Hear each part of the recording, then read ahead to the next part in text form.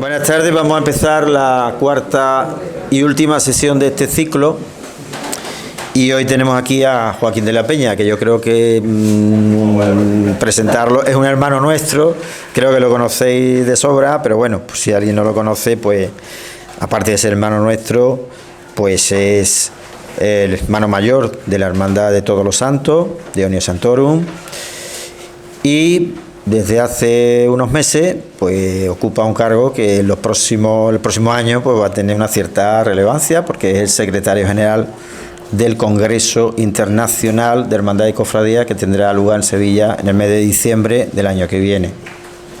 De hecho, lo hemos visto con su santidad el Papa Francisco antes de ser operado el Papa Francisco. El lunes.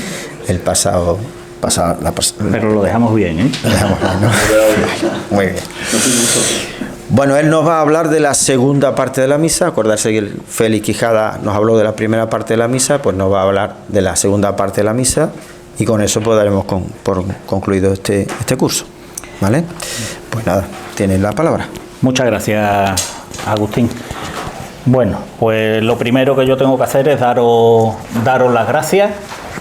Para mí venir aquí es venir a mi casa, y lo que siento muchísimo es no poder prestar más servicio a la hermandad y convivir más tiempo con vosotros.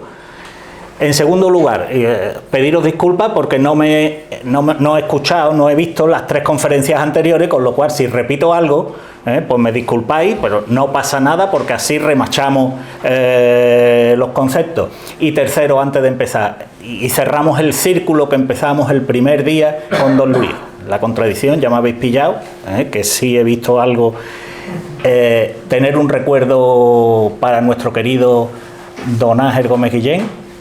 Se va a cumplir un año y me gustaría que este recuerdo fuera, porque además ha caído esta mañana por casualidad en la delegación de liturgia, ha caído en mis manos un artículo que escribió sobre piedad popular en 1991 y pensé, digo, qué maravilla, en 1991, y el artículo podía haberse escrito hoy. Qué actualidad, qué inteligencia y qué humildad para no parecer nunca la gran figura que era de la liturgia. Y esa humildad, esa sencillez, yo estoy seguro que la aprendió en nuestra casa, que la aprendió desde chico. Bueno, pues no me entretengo más, vamos a empezar. Tenéis en los papelitos que os he dado, tenéis un esquema completo de la misa, por si alguna vez os perdéis en alguna celebración, os sacáis el papelito y ¿por dónde va el cura? Pero os va a servir también para ir siguiendo las partes de la liturgia eucarística, la propiamente liturgia eucarística, que es lo que yo me voy a centrar. Voy a intentar, y digo que voy a intentar, no desviarme mucho. Si veis que me desvío, levantáis la mano con toda tranquilidad. Joaquín, te está yendo por las ramas, nos queremos ir de aquí antes de las 12 de la noche, o sea, vosotros con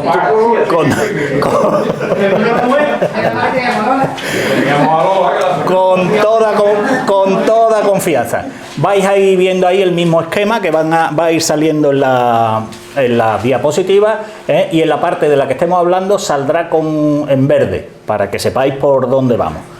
No agobiaros, porque ya os digo que voy a ir un poquito rápido para no cansar, y porque como nos quedan el ciclo del curso que viene y el del que viene y el del que viene, podemos profundizar muchísimo en todas las partes. De todas formas, al final, el que quiera levantar la mano y preguntar, pues yo me conecto a Google y buscamos la respuesta enseguida. Bien. Pues ahí tenéis las partes de la misa en el cuadernillo. Félix habló de los ritos iniciales y de la liturgia de la palabra. Nosotros nos vamos a centrar en el corazón de la celebración eucarística, que es la propia liturgia eucarística. Veis que he cambiado el color del prefacio, la epíclesis, la consagración y la doxología. Esto es muy importante para quedar bien. Apuntaros en la cabeza. Si en la barra del bar soltáis, sí, hay que ver qué bien ha leído el cura la epíclesis, triunfáis. Este sabe tela. O hay que ver la doxología de hoy, cómo la hemos dicho, que es solemne, y claro, la gente se queda, este de liturgia sabe tela. Bueno, pues ahí lo tenéis, ¿vale? Recopilamos hasta ahora, en los 4 días, repasamos. Supongo que don Luis o nuestro ínclito Paco habrán explicado qué es la liturgia. Es decir, que si yo pregunto ahora qué es la liturgia, estoy seguro que todos me vais a contestar magníficamente. No lo voy a preguntar para ahorrar tiempo, ¿vale?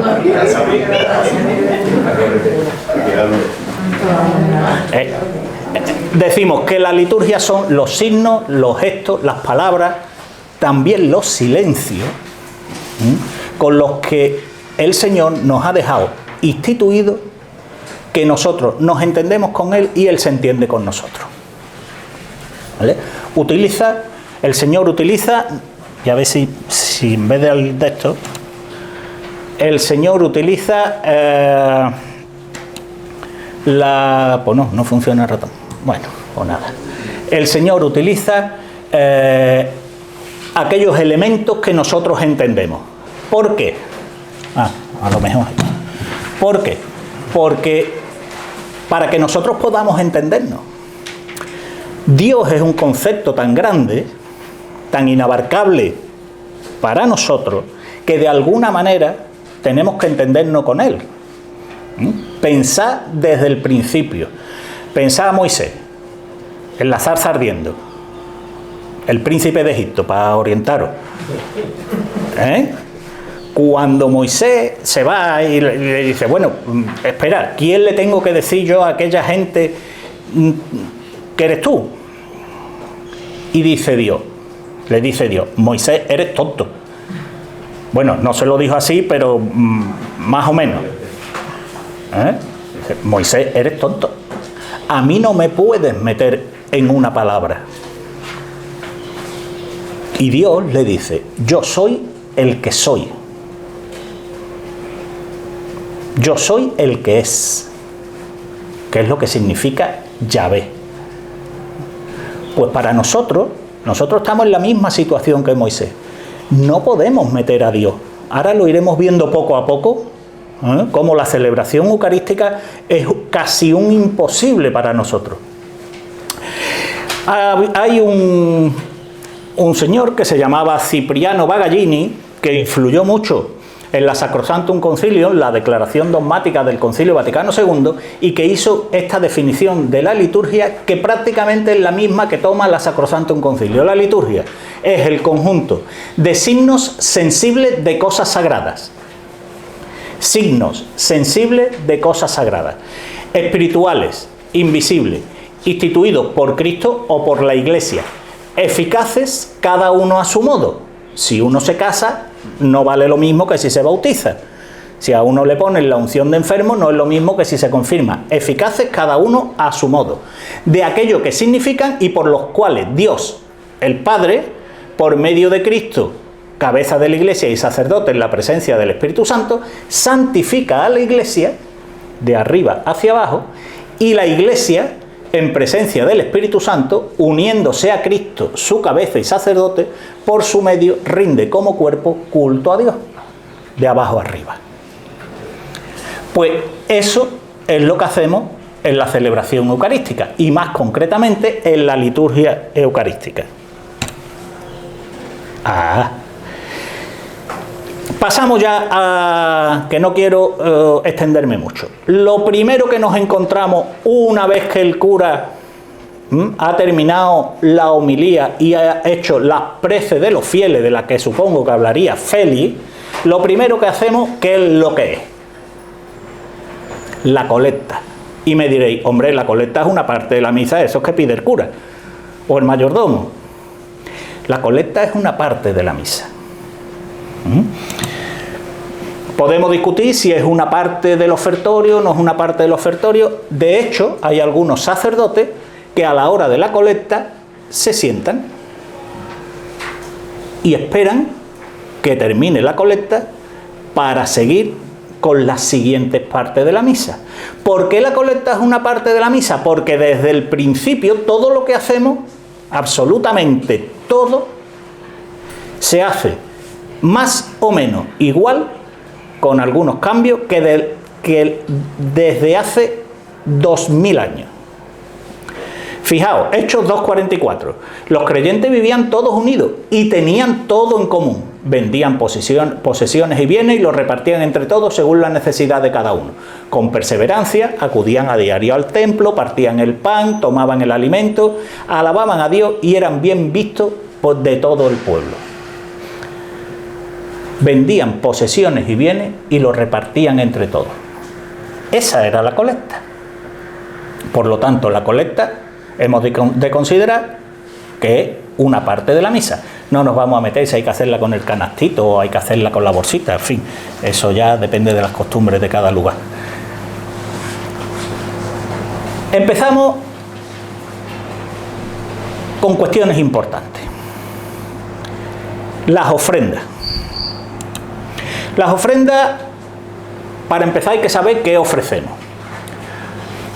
Sí o sí, las ofrendas que se debe de hacer en procesión, porque es una ofrenda de la asamblea.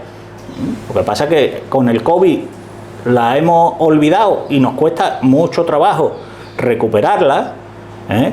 Sí o sí tenemos que ofrecer aquello que se va a consagrar: el pan, el vino, el agua, la colecta y otras cosas. El ramito de flores, las velitas. Tenemos que decir que la mesa de altar, no sé si Paco, ahí no ha llegado de tu conferencia, es que la mesa de altar debe de estar limpia, sin nada, antes de empezar la liturgia eucarística. Precisamente lo que hacemos en la procesión, en las ofrendas, una de las cuestiones que tenemos que hacer es preparar la mesa del banquete y preparar la mesa del sacrificio. Esas otras cosas pues pueden ser diversas y todo cabe. Los libros de catequesis, el estreno de la toca de hermandad, todo cabe en una ofrenda, porque es ofrenda de la asamblea a la celebración. Pero eso sí, por favor, lo que se ofrenda no se recoge luego y me lo llevo a mi casa. Si lo ofrendo, si yo llevo un regalo de cumpleaños, cuando me voy a mi casa no le digo: niño, dame el regalo de cumpleaños que me ha costado muy caro, y me lo llevo a mi casa. Lo fundamental: el pan, el vino, el agua y la colecta, que puede ser. ¿Cómo lo ofrecemos? ¿Cómo lo ofrecemos? Primero tenemos la procesión, después la preparación de los dones, que es muy importante. Es muy importante cómo se preparan los dones. De eso sabe muchísimo más nuestro hermano Paco, porque lo hace diariamente. No se puede poner el cáliz en una esquina, el copón en la otra, lo ponemos antes en la mesa y ahora me acuerdo que no he puesto el corporal, que es el paño que ponemos, y ahora hay que quitarlo. Se tienen que poner en un orden y se tienen que poner. No se me ocurre preparar la mesa de Navidad en mi casa, poner los platos, poner los entremeses y ahora acordarme que no tengo sitio para el agua y el pan. En esa preparación de los dones, el sacerdote dice una serie de palabras. No nos vamos a meter porque no nos da tiempo ni a lugar. Si queréis, tenéis mucho interés, me he traído el misal, que es el libro gordo que tiene el cura. Aquí está todo. Aquí está todo. Hay incluso una primera parte que convendría que todos la estudiáramos. No os la he dado en los papeles porque me parecía ya mucho, que iba ahí muy cargado. Pero hay una primera parte donde te lo explica todo. Lo que se puede hacer, lo que no se puede hacer y lo que está al libre albedrío de quien celebra. ¿Vale? Pues si tenemos interés, luego leemos lo que dice el cura sobre las ofrendas. Sí me interesa recalcar una cosa que puede que no hayamos comprendido nunca. ¿Por qué el cura echa una gotita de agua o un chorreoncito de agua en el vino? Porque es un signo de unidad. El vino no es como el aceite, que si le echamos agua, vemos cómo está separado. Si echamos agua en el vino, ¿qué es lo que pasa? Se diluye, no hay manera de separarlo. Pues ese símbolo de unidad es muy importante a la hora de preparar los dones, porque significa la unidad del sacerdote que está oficiando in persona Christi, como ya vimos en conferencias anteriores, con la asamblea.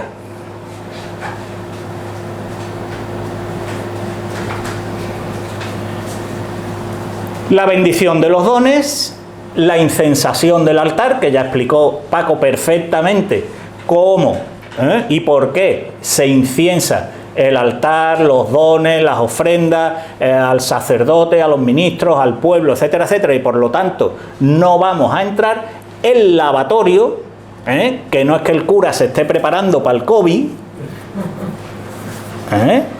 sino que es un símbolo de purificación, como siempre que aparece el agua, en todo momento en la liturgia, es un símbolo de purificación. El agua aparece también como símbolo de muerte, no nos olvidemos. De muerte de una vida, de paso de una vida incompleta a una vida completa. Pero en este caso es símbolo de purificación del corazón. La invitación a la oración, la oración sobre las ofrendas y la conclusión. No hay más, eso conforme vayáis avanzando en una celebración normal, lo podéis ir viendo. El cura invita a la oración, hace la oración sobre las ofrendas y concluye esta parte de la misa. No me quiero detener, si tenéis alguna duda, luego lo vemos. Esta parte sí es importante, porque muchas veces no la entendemos ni estamos conectados. Como parece que las ofrendas, la colecta y las ofrendas es el recreo de la misa,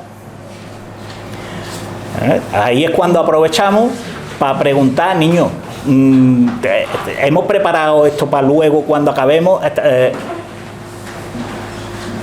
¿O tu niño ha vuelto ya del viaje ese? ¿O se casó, no se casó? No. La colecta y las ofrendas no es el recreo de la misa. El cura no está haciendo aquello por su cuenta para que luego podamos seguir celebrando. El cura está haciendo aquello en nombre de la asamblea. Y por lo tanto es un momento de introspección, un momento de pensar. Se me ha escapado, que lo tenía ahí puesto, una partitura de un códice, para que no se me escapara, y al final se me ha escapado. Los cantos del ofertorio, con los cantos, quien reza cantando reza dos veces, no son para cantar, es el momento de tener un canto a la Virgen. A la Virgen no se le canta en la comunión. Ya hablaremos cuando lleguemos. El canto a la Virgen está previsto en la liturgia para ese momento. También se pueden cantar cantos relativos a la ofrenda, al ofertorio, a los bienes de la tierra y del campo, etcétera, etcétera, etcétera.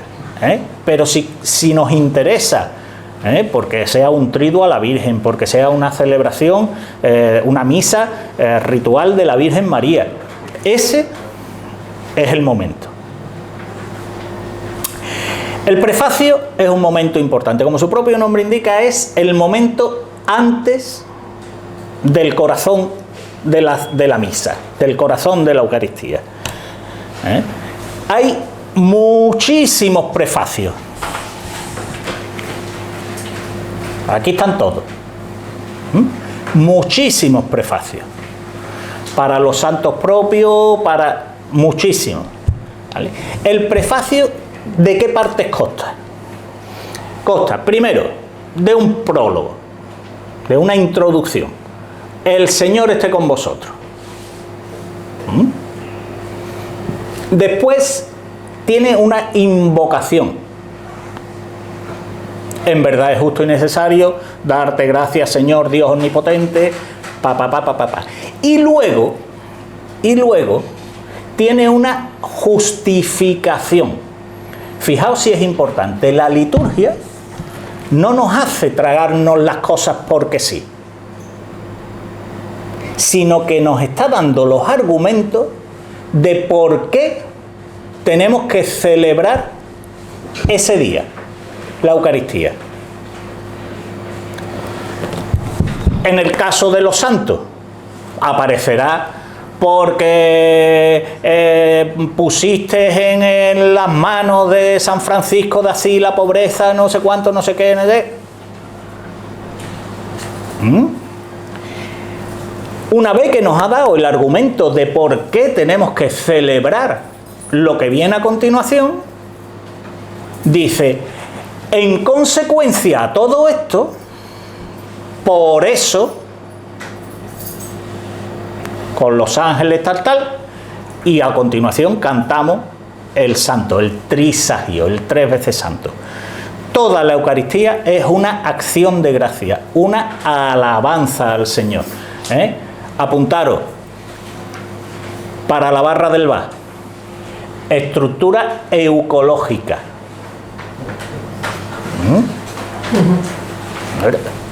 Decís en la barra del bar, escucha, ¿te has fijado en la estructura eucológica que ha tenido el prefacio de hoy?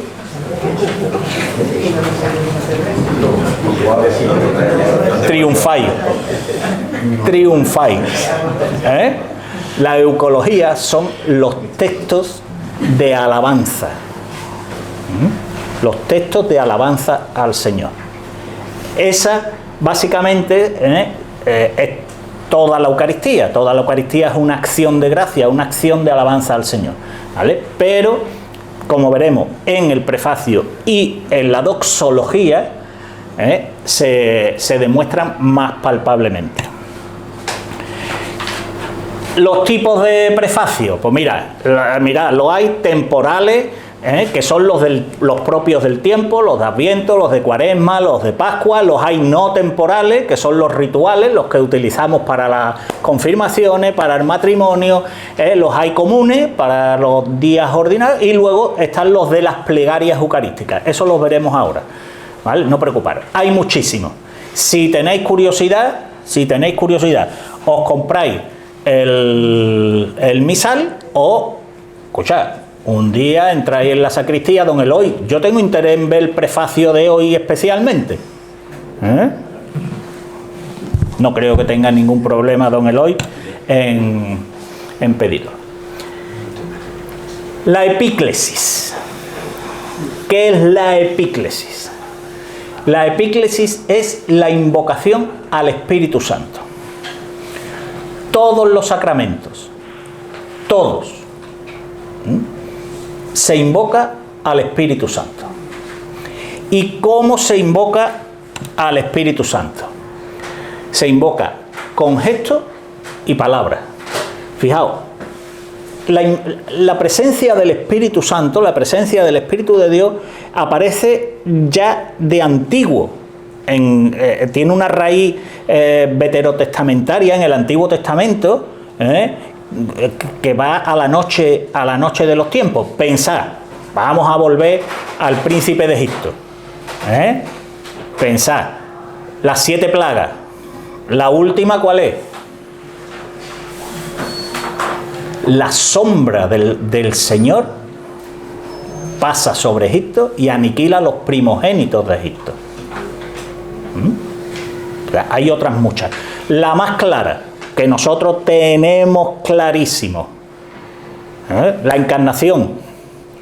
Cuando la Virgen aquello no lo ve muy claro, porque la Virgen no vio que yo... Sí, venga, vámonos. La Virgen llega al ángel y le dice... Un momento. ¿Esto cómo va a ser? La Virgen podía haber dicho que no.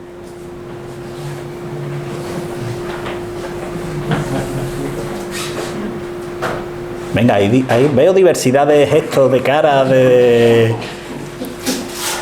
La Virgen podía haber dicho que no, en su libertad. Y la Virgen se lo pensó. Os cuento esto, me voy por las ramas, pero es muy bonito y había un sacerdote, poeta, que lo expresó de manera preciosa, que dice que de las palabras del Evangelio se deduce que durante unos segundos la Virgen se lo pensó. Fue esos segundos en que la Virgen le dice al ángel, un momento, esto explícame cómo va a ser. Y dice Martín Descalzo que en esos segundos en que la Virgen se lo pensó, todo el universo se paró. Porque la obra de la redención que estaba en la cabeza de Dios dependía de que una niña en el culo del mundo, en Nazaret, dijera que sí a lo que le estaba proponiendo Dios. Bueno, vuelvo al discurso. ¿Y qué es lo que le dice el ángel? El Espíritu de Dios te cubrirá con su sombra. Pues desde entonces la liturgia cada vez que vemos que un cura hace este gesto o este gesto, está invocando al Espíritu Santo, está haciendo una epíclesis. Es como una sombrillita, poniendo la sombra para que el Espíritu Santo convierta, en este caso, convierta el pan y el vino en el cuerpo y la sangre de nuestro Señor Jesucristo. Pues esa es la invocación, que tiene sus gestos, hermano, y sus palabras. Te pedimos, Señor. El momento más importante de la misa, el momento más importante de la Eucaristía, la consagración, la palva, anamnesis. ¿Eso qué significa? Significa que cuando el sacerdote está consagrando al Señor encima de la mesa, nosotros no estamos haciendo un recuerdo de lo que pasó en Jerusalén hace 2000 años, sino que lo que pasó en el Calvario hace 2000 años está sucediendo en ese momento delante de nuestros ojos. Nuestros hermanos protestantes no lo creen así. Nuestros hermanos protestantes lo que hacen es un teatrito. Nosotros no hacemos un teatrito. Por eso, cuando hablamos de la Eucaristía, hablamos de la Eucaristía de todos los siglos. Porque la misma Eucaristía es la que sucedió en Jerusalén hace 2000 años, que la que nosotros hemos celebrado esta tarde, que la que celebraremos dentro de 150 años. Yo pienso llegar. Es exactamente la misma Eucaristía. Por eso, cuando nosotros estamos celebrando en El Salvador, estamos celebrando conjuntamente con la Eucaristía que se está celebrando en San Pedro, con la Eucaristía que se está celebrando en Puerto Rico, con la Eucaristía que se está celebrando en La Habana. Y nos estamos uniendo a esos hermanos que están también celebrando la Eucaristía. Porque estamos volviendo a poner encima de la mesa a Jesucristo, el Señor, sacrificado en la roca del Calvario. Por eso la mesa de altar no es la mesita de noche donde pone la caja herramientas. Porque si vamos a Jerusalén y subimos, vamos al templo del Santo Sepulcro y subimos al piso primero donde está el Calvario, donde nos meten la mano, bueno, por lo menos antes del COVID, yo no he vuelto después del COVID, no sé si ahora siguen permitiendo meter la mano en el cajillo donde estuvo la cruz. A que a nadie se le ocurre poner la caja herramienta en ese sitio. Pues igual, la mesa es el mismo monte Calvario del templo del Santo Sepulcro de Jerusalén. Porque cada vez que el sacerdote hace el relato de la cena pascual, cada vez que el sacerdote comienza a instituir nuevamente la Eucaristía, allí está Cristo. ¿Con qué es esto? Con la ostensión, con la adoración, con la incensación en las Eucaristías solemnes y con las palabras. Aquí entramos en un debate en el que no quiero entrar porque sería larguísimo, pero quedaros solo con una idea. Ipsísima verba Iesu. ¿Eso qué es? Los ipsísima verba Iesu son palabras que los especialistas en Sagrada Escritura se devanan la cabeza para averiguar cuáles son las palabras que exactamente dijo el Señor. Cuando los evangelistas se ponen a escribir los evangelios, lo que traen negro sobre blanco son los recuerdos 30, 40, 50, 70 años después de haber vivido aquello. Sin embargo, hay algunas palabras que los especialistas, mediante una serie de técnicas, detectan que son ipsísima verba Iesu. Con las palabras de la consagración estaríamos ante ipsísima verba Iesu. Palabras verdaderamente dichas por Jesús en la última cena.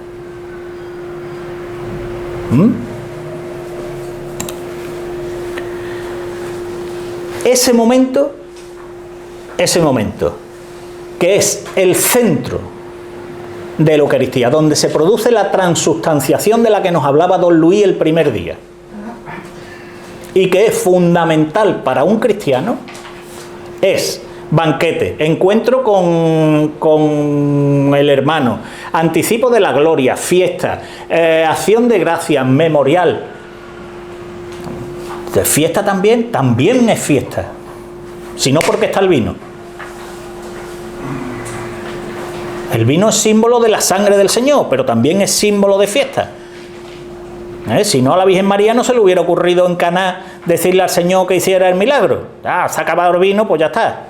No, para que la fiesta siga, tiene que estar el vino.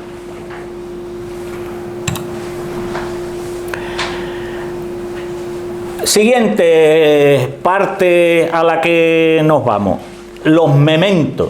¿Qué son los mementos? Bueno, pues los mementos son en donde conmemoramos a los vivos, a los santos y a los difuntos. Esto sí ha evolucionado a lo largo de la historia. En principio solo se conmemoraba, se nombraba a los oferentes y a los comunicantes, a los circunstantes. Después se nombró también a los comunicantes. ¿Esto qué? Los oferentes, todos los que estamos alrededor de la asamblea, y por añadidura todos los vivos. Los comunicantes, conmemoración de los santos. Los circunstantes, los que estamos alrededor. ¿Por qué la palabra circunstante? Porque las primeras Eucaristías se celebraban alrededor de la mesa del altar, como se puso de moda después del concilio al hacer las iglesias redondas. Ejemplos en nuestra diócesis tenemos, por ejemplo, el Mayor Dolor, todas las iglesias de los barrios nuevos, pues buscan el rodear la mesa de la Eucaristía. ¿Qué se pide de los oferentes, de los que están y de los circunstantes? La fe, la devoción. ¿Y por qué lo ofrecemos? Por la salvación eterna y por el bien temporal. El esquema siempre el mismo. El esquema del memento es siempre el mismo. Los comunicantes, os decía, que son los santos, eso lo introduce San León Magno. Eso no quedaros porque eso no queda bien en la barra del bar. Con que sepáis que el memento vuelve a poner en comunicación a los vivos con los difuntos, mediante ese círculo de nosotros damos alabanza a Dios, y Dios se comunica con nosotros, con eso es suficiente. Y la doxología final, el amén le falta el acento. Bueno, pues se nos escapó. Por Cristo, con Él y en Él, a ti Dios Padre Omnipotente, en la unidad del Espíritu Santo, todo honor y toda gloria por los siglos de los siglos. Amén. Esa es la doxología final de la plegaria eucarística. La doxología, ¿qué es? Volvemos a lo mismo. Una acción de gracia, una alabanza a Dios. La gran doxología es el Gloria, donde alabamos al Señor con todo lo que tenemos. No podemos, ya ahí echamos el resto, ¿vale? Pero la doxología final de la plegaria eucarística es muy importante dentro de la misa. ¿Por qué? Porque viene a culminar el momento principal, es el cierre. Por eso habréis visto que en algunas celebraciones muy solemnes ese amén no es solo un amén, sino que son 3 amén. ¿Qué quiere decir? Que sí, que vale, que estoy de acuerdo, que sí, que así sea, que sí, que me lo creo, que eso es así. En algunas celebraciones en la catedral, si tenéis curiosidad, poneros la ordenación, la última que tenemos, que es la ordenación de nuestros 2 obispos auxiliares. El coro, en la doxología final, canta el amén y lo canta muy solemnemente, lo canta 3 veces.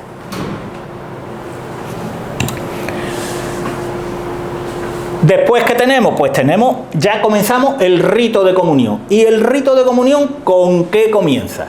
Con el Padre Nuestro, que es la oración dominical. El Padre Nuestro, cuando os digan por ahí la oración dominical, y nos quedamos comunicando la oración dominical, eso es algún cura muy moderno, que no le dice Padre Nuestro, sino que, no, la oración dominical. Bueno, pues la oración dominical es el Padre Nuestro. El Padre Nuestro, que tiene un embolismo final. ¿Eso qué es lo que es? ¿Por qué no decimos el amén cuando acabamos el Padre Nuestro en la misa? Y sí lo decimos siempre que lo rezamos. Porque el amén está sustituido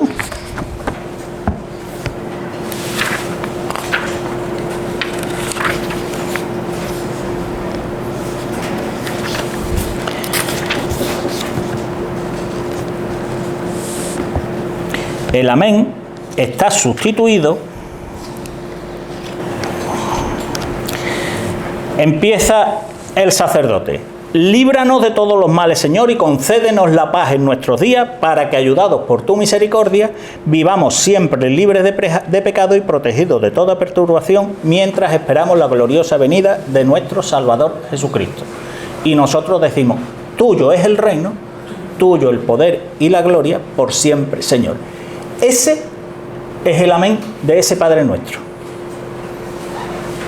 Por eso no decimos amén en el Padre Nuestro en la misa. Pues eso se llama embolismo final, que es como reconducir todo lo que hemos dicho en el Padre Nuestro hacia esas dos últimas frases, la que nos prepara el sacerdote para que nosotros digamos ese final: tuyo es el reino, tuyo el poder y la gloria, por siempre, Señor. Después pasamos al rito de la paz, el rito de la paz, que también nos lo dice el Señor. En la liturgia hispánica, el rito de la paz, la liturgia hispánica, no siempre hemos celebrado con el rito romano. Este es el rito romano, el rito único, con el que tenemos que rezar. Pero hay algunos ritos, esto, los que no nos gusta mucho decimos que es arqueología litúrgica, que es un concepto que era con lo que celebraba cada cultura, cada pueblo, cada nación antes del Concilio de Trento. ¿Vale? Hay un rito galicano, hay un rito hispánico, hay un rito sirio que se sigue celebrando, y en nuestro rito hispánico el rito de la paz estaba antes incluso de comenzar la plegaria eucarística. La plegaria eucarística se comenzaba cuando ya la gente se había. ¿En base a qué? En base a lo que dejó dicho el Señor. Si tú traes tu ofrenda al altar y estás enfadado con tu hermano, ¿qué es lo que tienes que hacer? Deja la ofrenda a un lado, arréglate con tu hermano, y cuando hayas hecho la paz con tu hermano, vuelve a traer la ofrenda al Señor. Eso es lo que significa el rito de la paz. El rito de la paz no es qué alegría que haya venido a la misa, cómo está la abuela, pues yo la he dejado bien, ni los niños ni los monaguillos tienen que salir del altar ¿os imagináis nuestros acólitos que dejaran el cirial y se fueran a darle la paz? No es necesario. Ya don Luis habló de este tema. Pero sí que tengamos claro que no podemos celebrar la Eucaristía si tenemos cuentas pendientes con nuestros hermanos. Vamos, con nuestro hermano o con nuestro cuñado, que suele ser lo habitual. Tenemos que prepararnos a la Eucaristía porque es lo más importante que tenemos en nuestra vida de cristianos. Don Luis también habló de la fracción del pan. No voy a insistir mucho en ello, pero sí que penséis que en el rito de la fracción del pan, en el cual se incluye todo esto, desde el Padre Nuestro, todo el rito de comunión, todos estos ritos antes de la comunión son una preparación para recibir al Señor. Todos. Desde el Padre Nuestro, la fracción del pan. ¿Por qué? Porque en la fracción del pan, que incluye el Cordero de Dios, lo que estamos expresando con los gestos es también la unidad de toda la Iglesia, la unidad de toda la comunidad. Otra palabra para hablar. La inmixión. ¿Qué es la inmixión? Que se pierde muchas veces, porque la fracción del pan la tenemos ahí en medio de que el coro empieza a cantar, y sin embargo, como dijo don Luis, yo no sé cómo el Señor partía el pan, pero a él lo conocieron porque partía el pan, por la forma en que partía el pan. Y es un pan que partimos para compartirlo. Pues eso que se nos pierde, que es la fracción, porque ya estamos cantando el Cordero, o sacándonos el bote del gel hidroalcohólico, o cogiendo el bolso para que no se quede en el banco mientras vamos a comulgar. Hombre, nos estamos preparando para que entre en nosotros lo más grande que tenemos. Si ahora entra el Señor por la puerta, o nos dicen que el Señor va a entrar por la puerta, no se nos ocurre. Eso sería ahora mismo, porque yo me hubiera ahorrado todo esto de prepararlo. Claro, porque él lo hubiera explicado muchísimo mejor. Pero si sabemos que el Señor va a entrar por la puerta, ahora mismo estamos todos en silencio, más tieso que un ajo porro, preparados. Pues no. Yo veo de todo.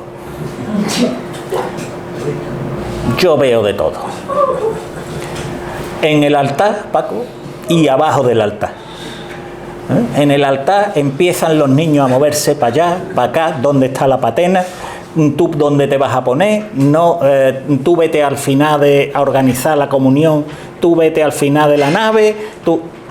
Hombre, por favor. Que es un momento muy importante. Vuelvo a centrarme. La inmixción.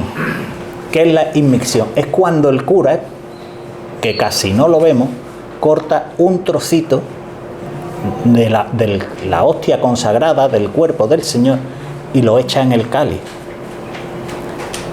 Ese símbolo, el significado que tiene es que nos unimos con ese trocito que se une a la sangre, nos unimos a toda la iglesia. Pero a su vez es un símbolo de unidad entre la asamblea y el sacerdote, entre la asamblea y Cristo que está allí presente.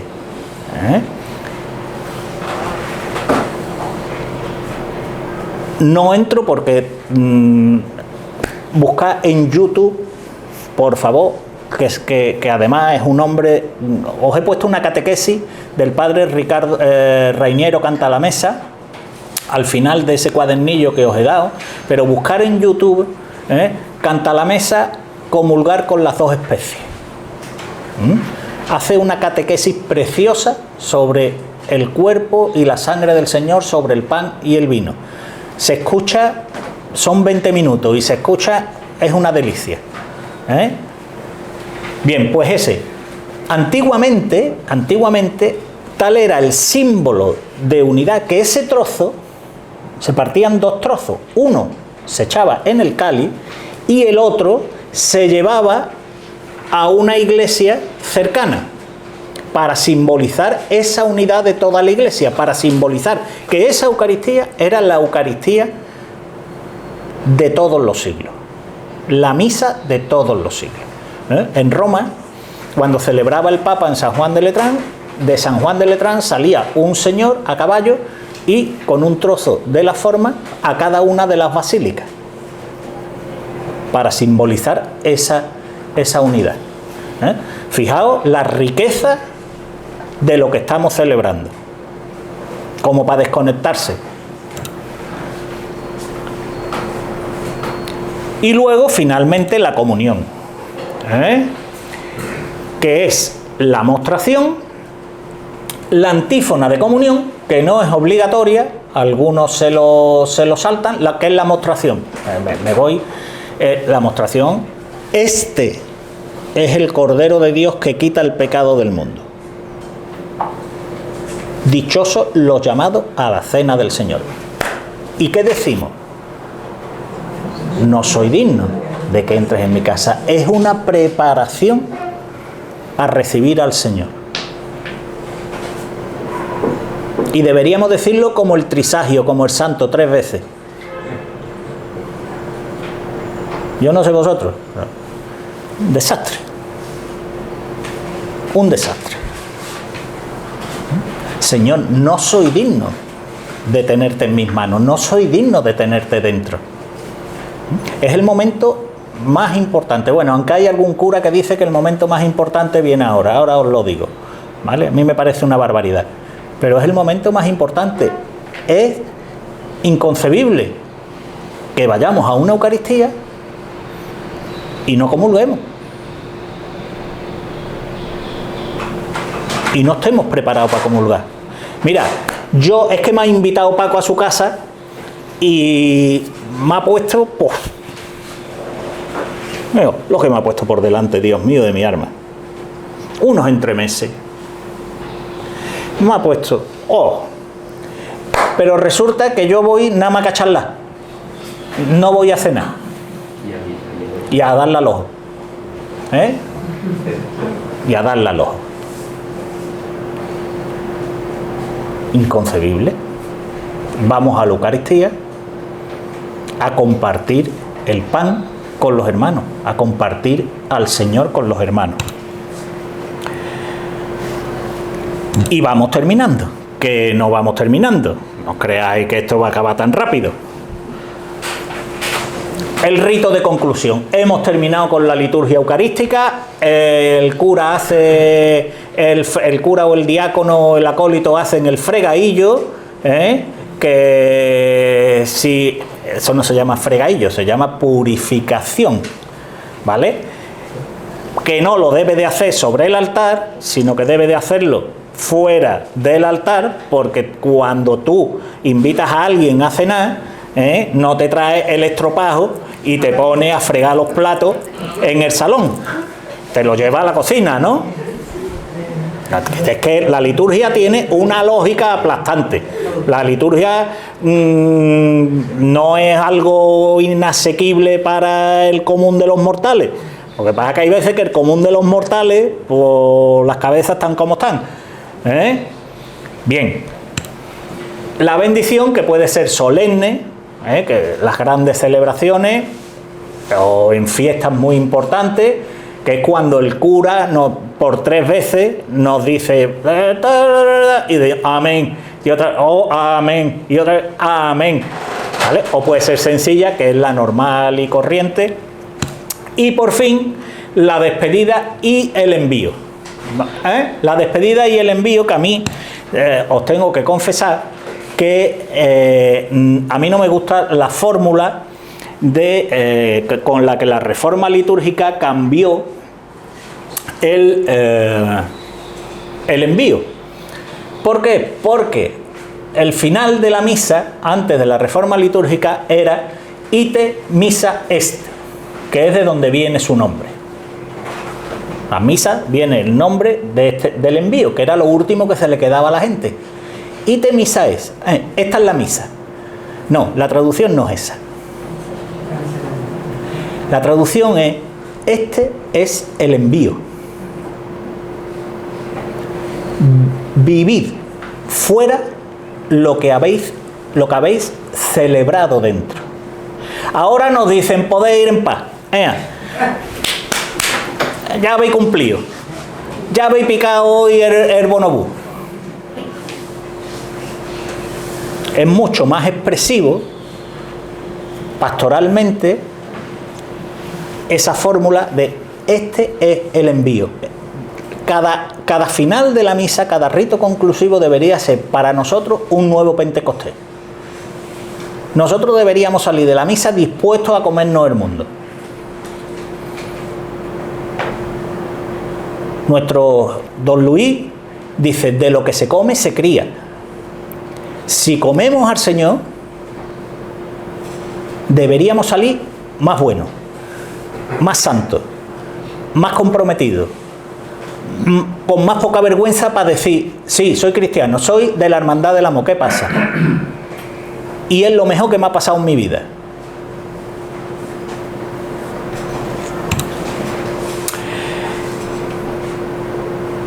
A modo de conclusión, que llevamos aquí un rato ya largo, aunque no lo parezca. Primero, defender el domingo como día del Señor. Fui a la iglesia. El domingo es el día que el Señor triunfó sobre la muerte. Nos venimos reuniendo los cristianos desde el principio. Es el día de encuentro con la comunidad. Es el día de descanso. Nos quejamos mucho del capitalismo salvaje y de que nuestros niños los tienen en los trabajos, ¿eh? Pero si nosotros vamos a comprar los domingos, al final lo que le estamos es quitando el día de descanso al que está trabajando.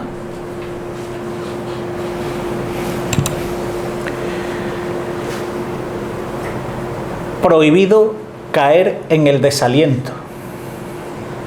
Es que a misa al Salvador entre semana vienen 3 o 4. ¿Y qué?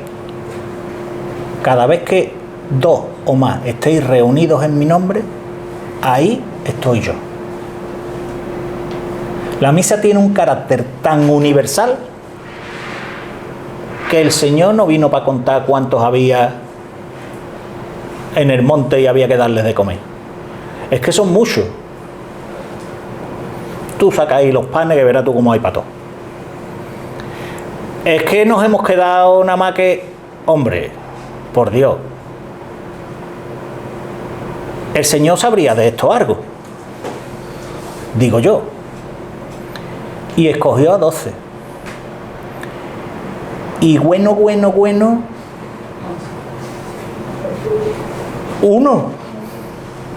uno, nuestro San Juan bendito. Y yo creo que fue porque se despistó y le daba cosa que dejar sola a la Virgen allí con el lío que se había formado. Uno no creía, el otro lo negó, el otro se quitó de en medio, el otro lo traicionó. Un desastre. ¿Vamos a poner nosotros números? Lo que tenemos es nosotros que está convencido de ese Dios que se ha puesto en nuestra mano, que sería para estar mareado cada vez que vamos a misa. Que el Dios que ha creado todo esto, que el Dios que me conoce por mi nombre, que el Dios al que yo le importo hasta el último pelo de mi cabeza, ese se ha puesto en mi mano, que ha estado dentro de mí. Ojo, no solo que ha estado dentro de mí, sino que yo he estado dentro del Señor.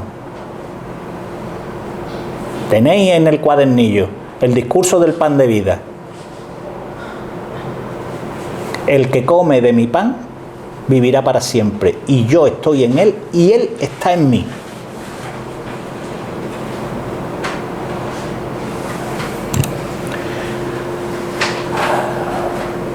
Por favor, revitalicemos el sacramento de la alegría.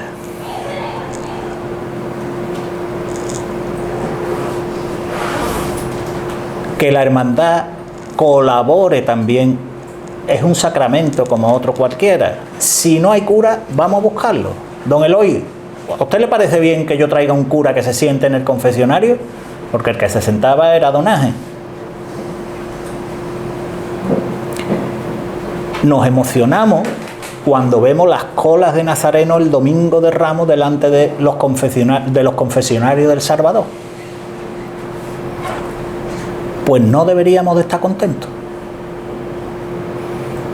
Deberíamos de tener esas colas el día de la función, el día del quinario, el día del triduo, el día de... Revitalizar el sacramento de la alegría. Prepararnos bien para recibir al Señor.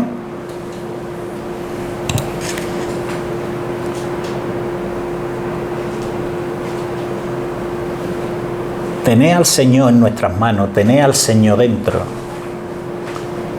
es tener el universo en nuestras manos. Es tener más que el universo.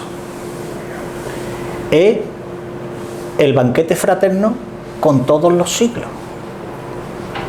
Oye, es que en la Eucaristía hemos nombrado a tu padre que se murió, a tu madre que se murió, y sabemos que ellos están ahí. Pero es que tenemos también a nuestros hijos y a nuestros nietos que todavía no han nacido.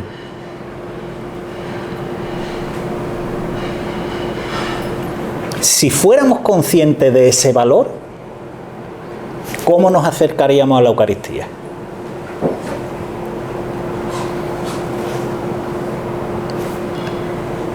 Tenemos marcado a fuego, los hermanos del amor, nuestro lema: a Dios por el amor. Pero eso nos debería llevar más allá de nuestro Cristo. Deberíamos de hacer una catequesis solo de nuestro lema. Porque nuestro Cristo del amor, al que nos está llevando, es al amor de los amores. No se puede, dice San Agustín, dice, no se puede querer a Dios sin querer a los hermanos. Miente quien dice que quiere a Dios y no quiere a los hermanos. Pero miente también quien dice que quiere a los hermanos y no quiere a Dios. Pues ya acabamos. Como no hemos empezado rezando porque veníamos de misa, vamos a acabar rezando. Pero como estamos en la Casa Hermandad, vamos a acabar rezando, y el que está dando la conferencia soy yo, vamos a acabar rezando con un trozo del pregón de Semana Santa de Antonio Murciano. Porque para eso estamos en cofrades. Terminamos, lo rezamos todo. Y serás, y eras, y eres hostia pura, carne y sangre de Dios, cáliz, rocío, capullo de azahar, concha de río, orbe de nata, anillo de ventura, pequeño sol de Dios, espiga, anhelo, redonda flor de sueños tan completa, panderito de harina del poeta, moneda tú con que comprar el cielo, verso vivo, Jesús, verbo humanada, hostia digo y los labios me florecen. ¿De qué blanco trigal sacramentado? No comprendo, Señor, y tú con creces te nos repartes pan multiplicado. Multiplica mis panes y mis peces. Pues eso, que solo lo podía decir así un poeta, con eso terminamos, hermano. Muchísimas gracias a todos.